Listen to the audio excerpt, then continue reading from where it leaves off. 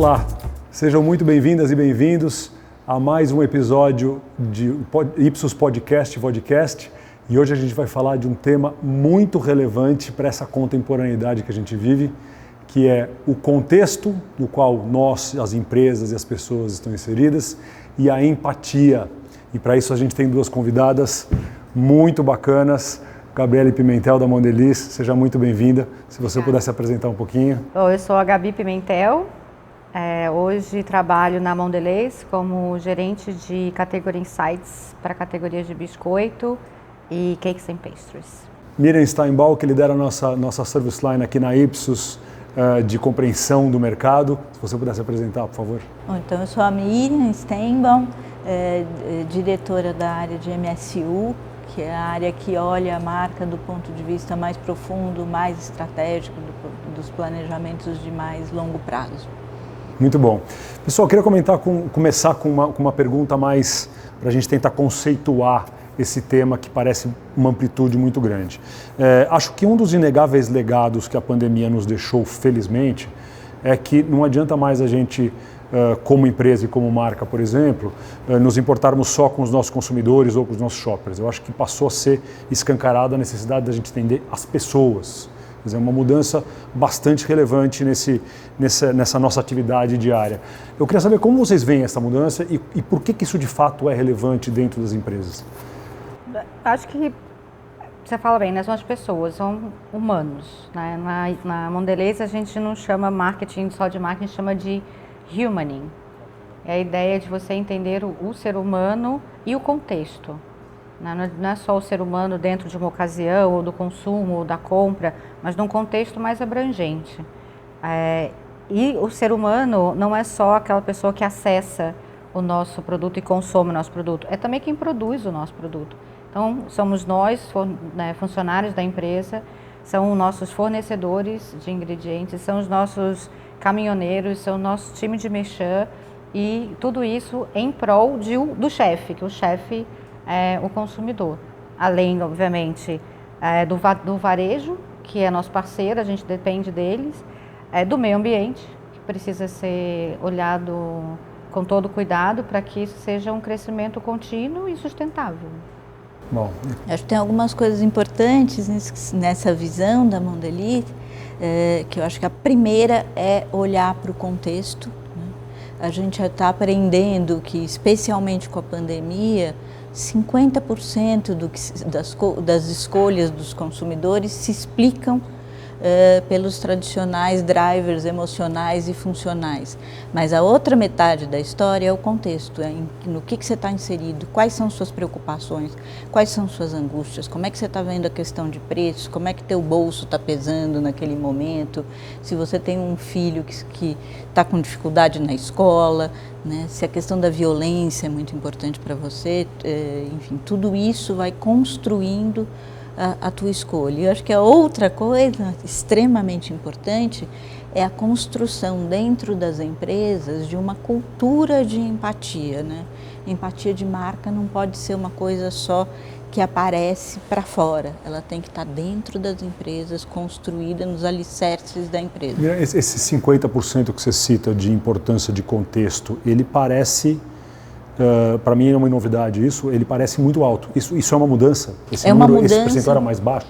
Era uma mudança, a gente vinha acompanhando há anos esse indicador. Com a pandemia, ele deu um salto importantíssimo. Né? Antes era uma coisa Quer dizer, as escolhas não estão mais limitadas às necessidades. Sim. Legal. Eu acho que tem muito a ver com...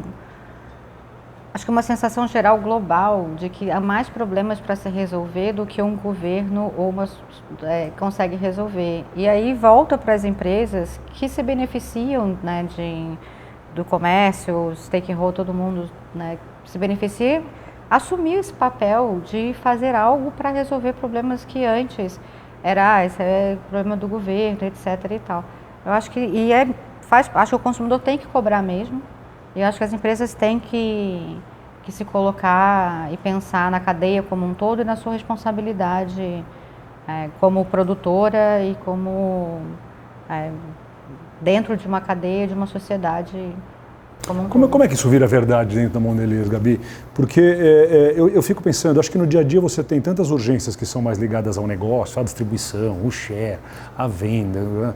Como é que a gente consegue colocar essa empatia, quer dizer, conseguir entender as pessoas, se colocar no lugar delas, entender o que elas sentem e sem brigar com as necessidades mais urgentes, né, do dia a dia? Eu acho que é cultural, né? A missão da Mondelez é fazer o snack right, snack made right. Isso quer dizer o snack certo, no momento certo, feito da forma correta.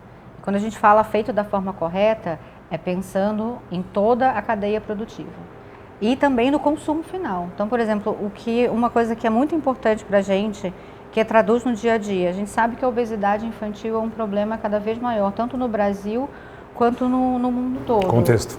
Né? O contexto. Então, o que a gente faz? A gente renova os produtos ou lança produtos pensando o que a gente chama de portion control, que é unidades menores para que a pessoa continue tendo o seu prazer e a sua indulgência e o seu snack do jeito que ela quer, só que dentro de uma porção mais controlada. Ou, por exemplo, explicando dentro de uma barra de chocolates qual é o tamanho da porção, quantos quadradinhos são, ajudando o consumidor a fazer um consumo consciente. Isso pensando direto, mas, por exemplo, a gente tem um grande programa, que é o programa Cocoa Life, que é um programa de sustentabilidade que trabalha as comunidades de cacau no mundo inteiro, no Brasil, e trata tanto de sustentabilidade como de produção otimizada, como trabalho justo, como equidade de gênero, controle de trabalho infantil, que a gente sabe que existe em outros lugares, tudo isso. E o nosso compromisso é ter 100% do cacau utilizado pela Mondelez oriundo desse programa. Hoje já são 75%. E a gente continua, e a gente trabalha direto com as comunidades, com ONGs e com organizações. Que legal. E ele está no Brasil e em outros países também? No mundo inteiro. No Brasil é super forte e a gente a Mondelez tem muito claramente seus objetivos. A gente é signatário de compromissos até 2025, 2030, 2050, por exemplo, a gente tem compromisso de net zero de carbono, 2025, todas as nossas embalagens são aptas a serem recicladas, então tem como fazer. Parece que não há conflito, né? Do jeito que você coloca, isso é incorporado tão naturalmente nas inovações, nos lançamentos, que não fica algo forçado, né? Que fica absolutamente parte do dia a dia. É parte da nossa cultura e do nosso compromisso de fazer o snack right. Muito legal. Snack made right. Acho que isso acaba impactando muito positivamente no consumidor. Um discurso que é só de, né? Que é só para lançar um produto. Não, eu vou além. É um impacto nos funcionários da Mondelez gigantesco. A gente tem muito orgulho de trabalhar numa empresa que não só fala, mas que pratica. E pratica a questão de ESG, pratica a questão de diversidade e igualdade, pratica a questão do consumidor, né, de respeito e de ouvir o consumidor e colocar o consumidor no centro. Então, é uma empresa diferenciada. Legal.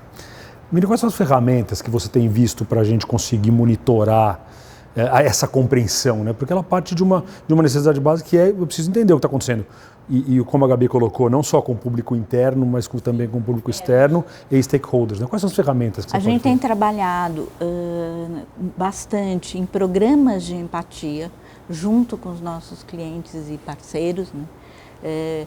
Desde das clássicas visitas às casas de consumidor para que as pessoas saiam um pouco da sua bolha, cheguem mais perto, até ajudar a organizar workshops internos, ajudar a pensar e a ter uma dinâmica diferente internamente.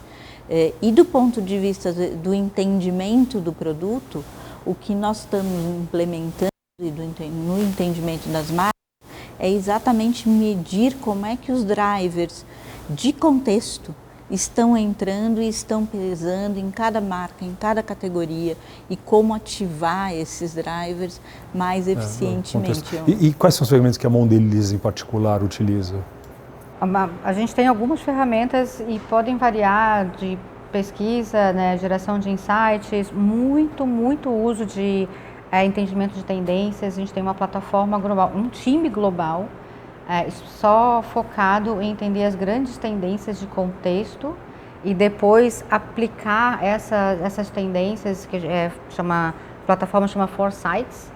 A gente identificou mais de 30 tendências que estão acontecendo, depois elas são agrupadas em macro tendências até chegar nos big temas, e tem um grupo que depois vai entendendo como que cada uma dessas tendências afeta diretamente no curto, no médio e no longo prazo nosso negócio, em termos de tecnologia necessária. Enfim, essas tendências também se cruzam muito, né? Acho que não existe a tendência isolada. Quando você fala de tecnologia, produção, tá tudo meio ambiente. Então, assim, uma das coisas que a gente tem muito, enfim, mudando um pouquinho o assunto, é dinheiro investido para entender como tecnologias e mudanças que façam a gente ficar mais eficiente, para gastar menos carbono, para ser mais sustentável, mas isso vai acabar sendo refletido na forma como a gente produz no produto. A gente tem um canal que eu adoro, que é a Liz, que é um avatar, que é um canal aberto para os funcionários que percebam oportunidades. Eu acho que é um canal muito bacana, o pessoal de Merchan, que está muito próximo do shopper e tal, e ouve o consumidor e o shopper no dia a dia. Eles podem mandar canal para lá, mandar mensagem para lá, tipo, seria legal compartilhando aprendizados, tudo que eles fizeram. A gente faz muita etnográfica, muito teste, mas o que eu acho mais interessante, e eu falo muito para os times com quem eu trabalho direto, é que não é porque a gente passa crachá na catraca que a gente deixa de ser humano ou consumidor, né? Então, por exemplo, a gente já fez roleplay para as pessoas entenderem melhor a vida, a gente, da pessoa com quem a gente quer se relacionar, quer conversar e quer, no final das contas, vender produto para elas. A gente faz, eu brinco assim, dentro de um grupo, e como a Mondelez tem uma boa diversidade de idade, de gênero, de raça e tudo mais, se cada um de nós, num grupo de 5, mandar mensagem para 5 grupos de WhatsApp que a gente participa para saber alguma coisa, em 2 dias a gente tem informação monstruosa que você colheu. Um monte de respostas, né? E é diferente, porque, por exemplo, eu já passei dos 40, então a informação que vem para mim é uma. No meu time tem gente de 25 anos, a informação que vem é outra. Então, e com isso a gente vai pegando. E vivem em contextos diferentes. Totalmente. Tem gente que mora em Curitiba, tem gente que mora no Rio, tem gente que mora no interior. Assim, né? Vai furando as bolhas. A gente toma decisões baseadas nesse tipo de coisa? Não, mas a gente levanta um monte de hipótese bacana. Se inspira, né? Se inspira e levanta um monte de hipótese bacana para depois validar numa forma mais tradicional. Eu acho que a beleza de quando você tem um ESG dentro da cultura das empresas é que você não está mais falando de ser bonzinho, mas você está falando de contribuir para a sociedade seriamente e seriamente contribuir para o negócio, né? Então tem 2 vias que não são contraditórias como a gente pensava meio mecanicamente alguns anos atrás. Eu acho que é importante, e realmente não tem nada de contraditório, né? É importante que uma causa esteja relacionada com o posicionamento da marca, né? Com o DNA da marca, mas são várias causas que você pode abraçar, ainda que só como contribuição. Eu tenho um caso que eu gosto muito, durante a pandemia até hoje, tem a Cadbury, em UK, tem como posicionamento o contato, né, gerar laço entre as pessoas. E o contexto, logo pós-pandemia, e tem até hoje, eles entendem que os idosos podem passar uma semana sem falar com ninguém. E existe uma organização que é tipo venda palavras, eu acho que é algo nesse sentido. E Cadbury fez uma campanha de awareness para contar o problema, que os idosos ficam muito tempo sem falar, para fazer awareness da organização e para chamar as pessoas para serem voluntárias, porque é uma organização de voluntários, para você dispensar algum tempo da sua semana para conversar. E tudo a ver com o posicionamento e com a missão da marca. E com um contexto a ser endereçado pela marca. Quer E dizer, um tem um contexto tema relevante. extremamente relevante. Numa população que só envelhece no mundo inteiro, que está cada vez mais sozinha e que não tem com quem conversar. É um tema também muito relevante no Brasil, onde você vê um envelhecimento da população. E um despreparo para E um despreparo para enfrentar, não tem política pública, não tem olhar específico. Eu acho muito cidades que isolam muitas pessoas. Total. Eu acho muito lindo porque, de forma geral, a gente está querendo ver, todo mundo quer falar, a gente só falava de millennials, né? Agora a gente só fala de Gen Z. E alguém lembrou dos boomers, tem sabe outras assim? gerações aqui. Tem outras gerações, enfim. A gente fala hoje da Silver, né? Da geração Silver, enfim. Tem Gen X, tem uma galera que muita coisa para fazer. Se as pessoas vão viver até os 80, 90, né? Até os 70 elas vão ter muito para dizer, elas vão estar contribuindo, elas vão estar nas empresas. Eu queria voltar a um tema, e vocês citaram não só o que vem à cabeça primeiro, que é a própria força de trabalho dos colaboradores de uma organização, mas também fornecedores, ou mesmo uma ONG, por exemplo, que passa a fazer parte daquele ecossistema.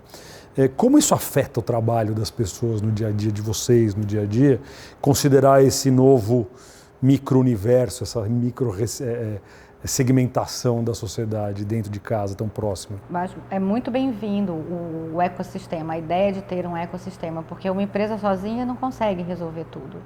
Então, por exemplo, a Mondelez tem um programa de inovação com startups, para agilizar, né, a gente, enfim, no mundo inteiro a gente investe em startups para desenvolvimento de tecnologia que depois podem ser absorvidas pela gente, mas a gente sabe que não dá para fazer tudo. Então, é uma forma de você incentivar um novo empreendedor. No Brasil, a gente liderou, junto com outras empresas globais, o programa de apoio ao pequeno varejo durante a pandemia. Que estava, né, não podia abrir, enfim, e a gente depende deles para algumas categorias. Parceiro super importante. Como parceiros para algumas categorias primordial, como categorias, digamos, em candies, bombons, etc. E também a ideia de você trabalhar com pequenos fornecedores. Agora, o exemplo que eu mais amo, que eu gosto muito, é da última campanha de Clube Social. Clube Social é um produto para jovens, para os rolês, e para os corres e para os rolês, para matar a fome. E a última campanha... E fala muito da rua, né? Nosso território é a rua, porque o nosso produto é para ser consumido entre um rolê e outro, entre um corre e outro. E a gente fez a última campanha toda com casting da periferia e por trás das câmeras também era a galera da periferia. Que bacana. Então é mais do que storytelling, é na verdade story doing. Que legal, não dá para ser mais genuíno, né? É o máximo do say e do. É o máximo do say e do. Assim, a gente fez questão absoluta de pensar num ecossistema desde a comunicação, como é que eu produzo uma comunicação inclusiva e casting de verdade, não era look like, entendeu? Era a galera e muitas da real. vezes só esse fato é mais importante que a campanha em si, é mais importante que o conteúdo, o fato disso estar acontecendo. Não, a gente patrocinou o Expo Favela. A gente patrocinou o campeonato de dança, street dance, tem um nome específico, mas como eu não sou exatamente a Gen Z, eu não lembro muito bem não, mas é bem bacana. E é isso, não, é mais do que vender, é realmente mais do que vender produto, é ser parceiro de uma galera no seu dia a dia, entendendo suas dificuldades, seus trampos, seus corres. Isso é exatamente, né, Miriam, a definição da empatia. Quer dizer, estou entendendo e eles, caras, mostrando. O que vem depois disso, Miriam? Qual que é a tendência? Porque eu acho ainda que a gente está num momento de transição, né? Eu acho que o que a Gabi está contando, que a Mondelez faz de maneira, com excelência, é extremamente admirável, mas ele não é ainda universal. A gente não vê isso em todo lugar, onipresente nas marcas, né? O que você acha que esse momento, como é que vai ser esse momento que você está vendo e depois? Eu acho que a gente falava desde quando a gente começou, em um determinado momento, junto com os clientes, a olhar que existia classe C, porque inclusive que existe classe D, né? Porque eu sou de um momento em que no começo da pesquisa só se falava com classe alta, né? Parecia que para vender biscoito... Classe alta e jovem, era só isso. Classe alta e jovem, mas bem alta, classe alta, porque existia uma ideia de que parecia que você não vendia produto para as classes baixas. Aí os clientes começaram a olhar para o resto da população. Eu acho... Mas, Miriam, se eu puder fazer um comentário, eu acho que o olhar ainda era interessado do ponto de vista de consumo. Ainda era, olha, agora esse cara pode me comprar outras marcas. Eu acho que nesse primeiro momento ainda acontecia. E a gente começava a dizer para os clientes, isso eu acho que há 15 anos atrás, da importância das marcas que sabem caminhar lado a lado, né? Agora a gente está falando que é mais do que o caminhar lado a lado. É o estar junto, é incorporar a história dessas pessoas, a entender como a história dessas pessoas move não só o consumo, mas a história de um país, e que não tem consumo sem um país estruturado, forte, inclusivo. Né? Mas a relação e a verdade fica mais importante do que o consumo em si, né? Acho que muitas vezes nem é esse o objetivo. O objetivo é só incorporar e entender, estar do lado e atacar uma causa, por exemplo. Né? Eu acho que assim, a era da informação deixa muito pouco espaço para ser fake, né? Para você só ficar no discurso. E nas entrelinhas ter algum interesse. Não dá mais. Assim, e o consumidor se empoderou pra caramba com a era da informação. Ele sabe o que é verdade e o que não é. Ele sabe se você está fazendo alguma coisa para o seu próprio benefício ou realmente para outro. Acho que não tem volta. E a transparência tem que ser sempre muito grande. Acho que a primeira coisa é ser transparente. E não acho que volta para trás. Porque é legítimo, né? É legítimo dos consumidores. Uma nova ética. É legítimo dos consumidores. É legítimo dos consumidores, dos seres humanos que não estão dentro das corporações e até aqueles que trabalham nela, cobrarem que as grandes corporações tenham um papel de transformação para o bem. E houve resistência, né? Até não muito tempo atrás, havia resistência das marcas das empresas em assumir essa responsabilidade. E eu acho que, de novo, eu acho que a pandemia catalisou isso, um processo que não é novo, mas ela catalisou, e que não tem mais como dizer não tem mais. Tem que abraçar essa responsabilidade, né? Não tem mais volta. Desde da campanha de Dove, né, de toda beleza importa, para mim é o marco da mudança. O início de uma virada. De uma virada, A campanha é bastante... É uma boa referência. Simbólica. Que foi movida por pesquisa de mercado, né? A Unilever aprendeu na época com pesquisa, e é isso, a ideia de que quando você ouve o indivíduo, ouve o cidadão em todas as suas dimensões, quando você olha para ele não só como a caixinha registradora, né, mas como um indivíduo inteiro, você aprende muito. Quais são as principais dúvidas que os clientes trazem hoje em dia nessa direção?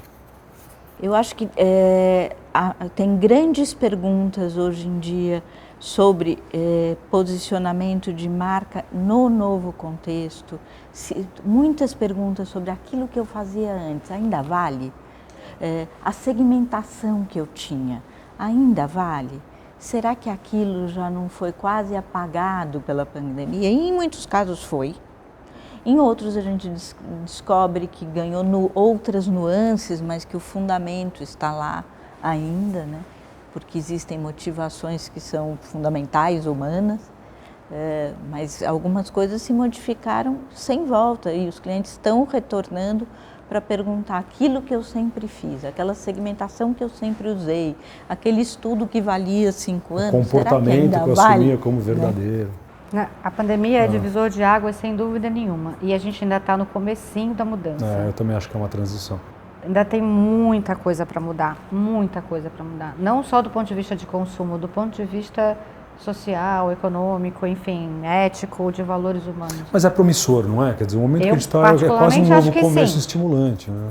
Eu escolho acreditar que sim, que é uma mudança para melhor. Que legal. Gente, infelizmente, como sempre, acaba mais rápido do que a gente já falou disso. Acaba mais rápido do que a gente gostaria. Que conversa incrível, que parabéns pelo trabalho que a Mondelez vem fazendo, Gabi, que vocês vêm fazendo, porque é incrivelmente admirável. Miriam, muitíssimo obrigado por você estar aqui com esses insights Bom de trazer todos um belo os exemplo, grandes clientes né? que a gente tem. É um belo exemplo, né? Que legal. Muito obrigado. Obrigado, gente. Até o próximo. Tchau, tchau.